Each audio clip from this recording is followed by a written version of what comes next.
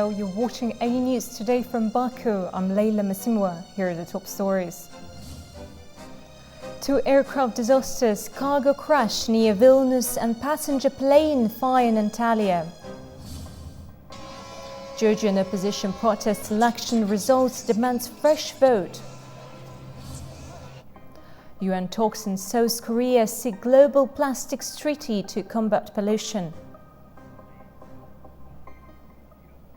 A cargo plane has crashed in Lithuania near Vilnius airport. It has departed from German city Leipzig and crashed into a house several kilometers away from the runway.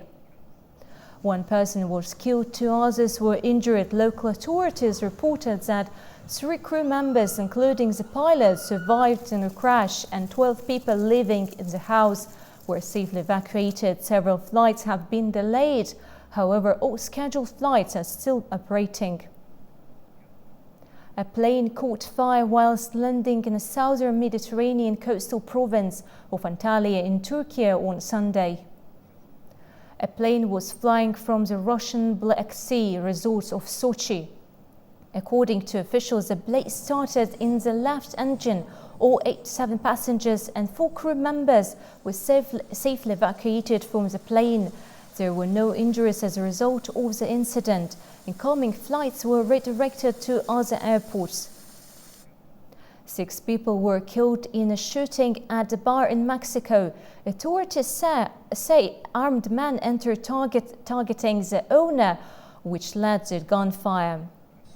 Officials say 5 died on the spot in Tabasco, whilst 1 died on the way to the hospital. 10 others were injured and are being treated. Officials believe the attack is not linked to organized crime. The previous night there was a wedding in Tabasco, which also attacked by armed men, leaving 1 dead and 3 injured. Authorities say the 2 incidents are unrelated.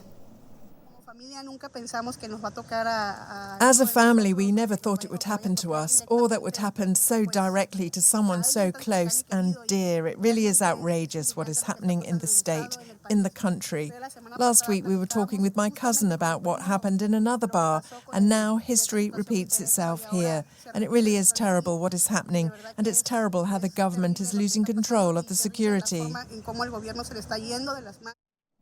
Storm Bert wreaked havoc across the UK over the weekend, bringing a dangerous mix of severe flooding, heavy snow and strong winds. The storm caused significant damage to homes, disrupting transportation networks and claimed at least 12 lives. In Wales, homes and streets were flooded in Pontypridd, and residents used buckets to clear water. Firefighters worked tirelessly to pump water from a major road and back into the local river to enable the reopening of transportation links. Emergency workers rescued a stranded dog, whilst local resident Victor evacuated with his partner and their pet cat after moving valuables to the upper floor of their home. Yeah, it's not something you ever think it'll happen to you. You see on the news, it happens in Spain, globally, and then it happens to you, and it's like, oh, right, well, how do we handle it? And it's just, some of them having a cuppa, some, like me, panicking, going away. It's just, everyone's got their own ways. The storm caused power outages for at least 60,000 homes, businesses and farms, along with causing disruptions to flights, roads and railways. A man in his 60s died when a tree fell on his car on the A34 highway in southern England. We work closely with the environmental agency and we also monitor river levels at the monitoring stations. So at the moment the river levels are going down, which is positive. This will enable us to then pump the water, as you can see, back into the river system. Experts from the Meteorological Office called the storm a multi-hazard event as it brought snow, heavy rain and strong winds. Recovery efforts are underway as residents hope for calmer weather ahead. Heavy rainfall in Bolivia has caused flooding, filling homes with mud, and a child is missing. The debris has trapped many residents in their houses in the capital, and several had to escape through their roofs due to rising water levels. Local authorities confirmed that at least 26 people were injured and more than 40 homes were damaged in Bolivia's capital. The flooding caused the Baza Horia River to overflow, flooding the Bajo Lojeta neighborhood on the outskirts of La Paz. Officials say it's a desperate situation for families trying to find loved ones that are missing. There was screaming and terrible desperation. A 4-year-old girl is missing and her parents are desperate. People had to leave their houses through the roofs because there was no other way to get out because the mud was already too deep. Rescue teams, including 300 military personnel, were dispatched to assist with evacuations and clean-up efforts. The President Luis Arce promises to investigate the cause of the disaster and ensure aid was delivered to those affected. The flood also triggered a landslide in La Paz, destroying homes and leaving several residents trapped under debris. It's reported that Mayor Ivan Arias blamed illegal unstable construction on hillsides for exacerbating the damage. Authorities have vowed to hold those responsible behind any illegal constructions. Opposition parties and their supporters in Georgia have set up tents outside the parliament in Tbilisi to protest against the result of the October 26 elections, which saw the ruling Georgian Dream Party win. The protesters marching with flags and chanting slogans against the government accuse officials of the electoral fraud and demand new elections. President Salome Zurabishvili and opposition parties refused to recognize the results, with the president seeking an annual exam in a court. Prime Minister Irakli Kobakidze denies the fraud claims, calling the elections fair and accusing the opposition of causing instability. The new parliament meets today with the Prime Minister nominated to lead the government.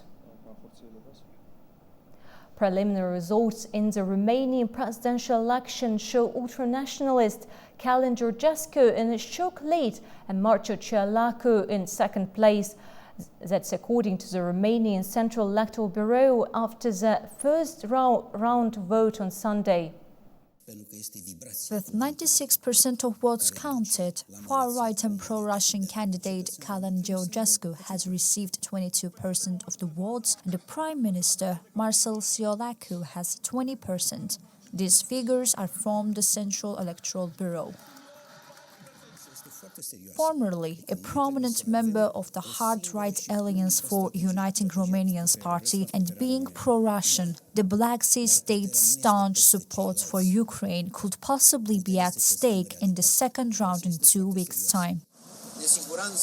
The economic insecurity imposed on the Romanian people for 35 years turned into insecurity for the political parties. The Romanian people cried peace, and they cried out loud. Romania's president has a semi-executive role that gives him or her control over defense spending, likely to be a difficult issue as Bucharest comes under pressure to uphold NATO's spending goals during US President-elect Donald Trump's second term while trying to reduce a heavy fiscal deficit.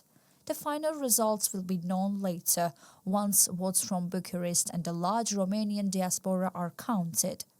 The outcome of the second-round runoff on 8 December is likely to hinge on the country's strong stance on Ukraine.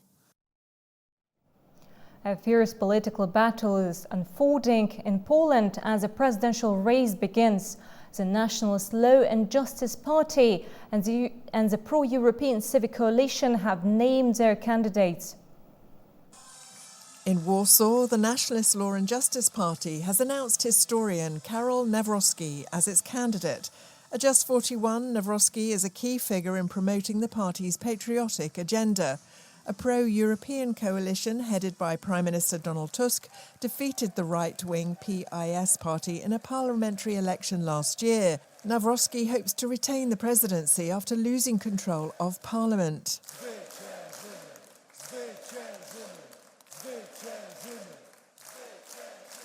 Chcę zostać waszym prezydentem, bo wiem I rozumiem. I want to become your president because I know and understand that for Poland to be able to exist, it must be great. We must defend Poland. We must defend our values. We must not allow our symbols to be taken away and our sovereignty to be limited. I want to become your president because I have worked hard all my life, and I'm working hard, like you, dear Poles. Work hard. You must have a president who will also work hard for you. Który też będzie dla was ciężko pracował.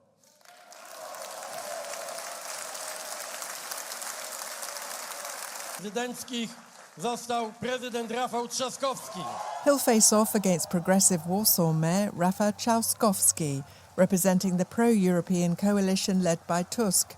He's confident that the civic coalition will gain momentum from the primaries, ready to take on PIS in the upcoming presidential race.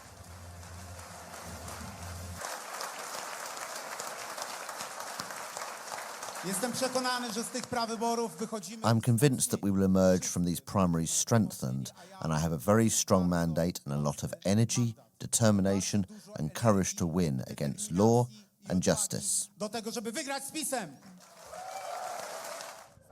The choice between nationalist and progressive visions will also shape Poland's place on the European stage.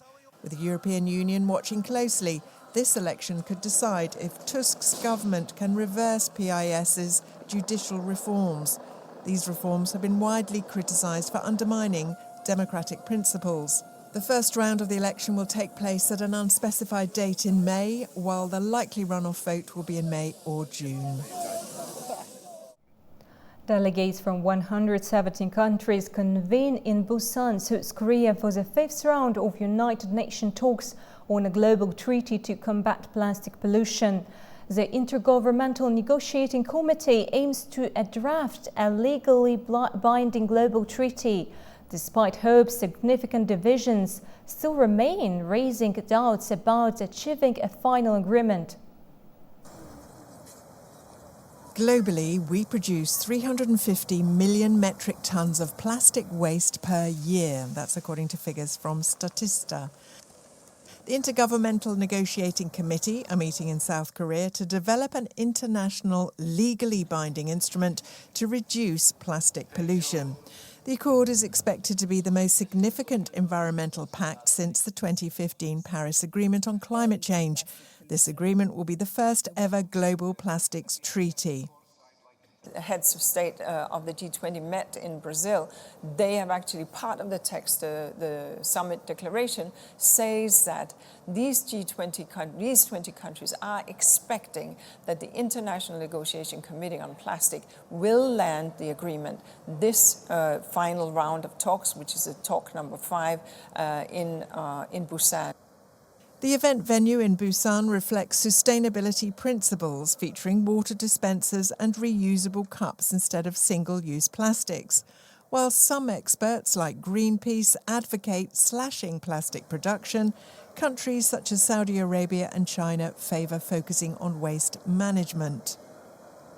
As the world gathers for this critical phase of the global plastics treaty negotiations, Greenpeace reminds governments that the eyes of the world are on you. The decisions made here will determine whether we confront the plastics crisis with the ambition it demands or allow the fossil fuel and petrochemical interests to derail progress. The science is clear. Without urgent action, plastic production will triple by 2050, further fueling the climate crisis, polluting ecosystems, and endangering human health. A weak treaty is a failed treaty. Ahead of Monday's talks, about 500 activists formed a human sign on the beach on Sunday. They marched with anti-plastic slogans showcasing artworks made from plastic waste. They emphasised the need to reduce plastic production, particularly in South Korea.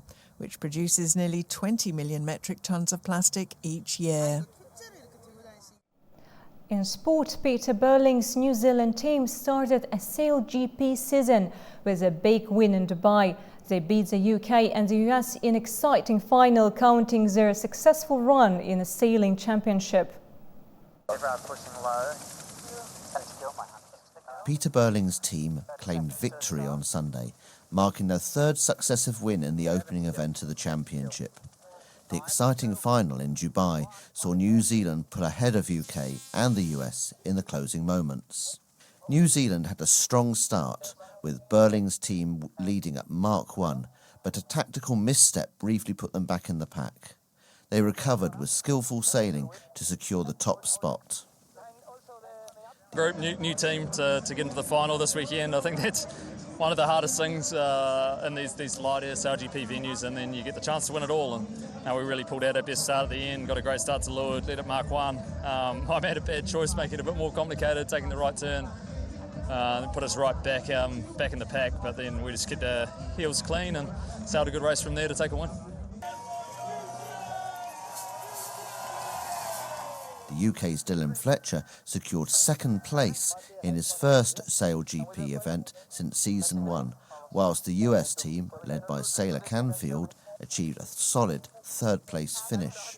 New teams like Red Bull Italy and Mabadala Brazil faced challenges but gained valuable experience, while Spain and Australia, strong contenders on day 1, missed out on the final after late struggles.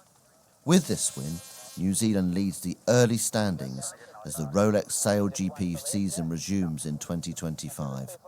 Fans can expect more thrilling moments as the competition continues. Well, that's all we have for this hour. You can also get latest news and headlines around the clock on our website, that is anews.tv. And thank you for watching, and we also wish you a good day ahead.